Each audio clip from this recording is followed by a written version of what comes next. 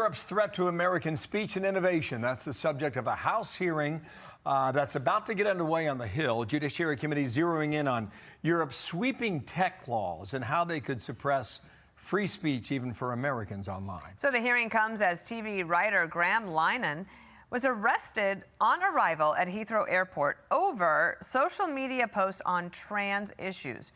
Reform UK leader Nigel Farage will be giving testimony today. He spoke to Sean Hannity about this case last night.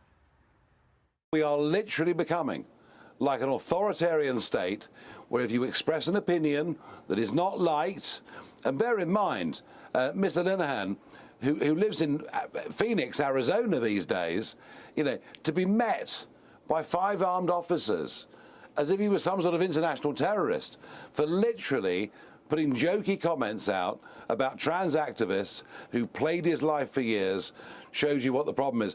Well, keep in mind, he's talking about a guy who flew in from the U.S. He had been in Arizona and arrived back in the U.K. I mean, the New York Post reported just a few months ago that they'd had dozens and dozens of arrests per day based on social media postings. Meanwhile, obviously, they have crime problems that are out of control in the U.K. They've had massive scandals inside the U.K. government and covered up by the U.K. media, including that Rotherham grooming gang scandal, which actually spanned a number of cities in the U.K. And currently, Yvette Cooper, who's the Home Secretary over there, is talking about importing more refugees from the Middle East who are presumably not going to share sort of the UK's historic values. So this is what it looks like when a civilization decides to completely hollow itself out. Keep in mind, this guy writes sitcoms. Yes. All right? And a member of parliament said Britain used to be known for its sense of humor. Now the police are arresting people for making jokes. This is a high-profile deal because people know about him.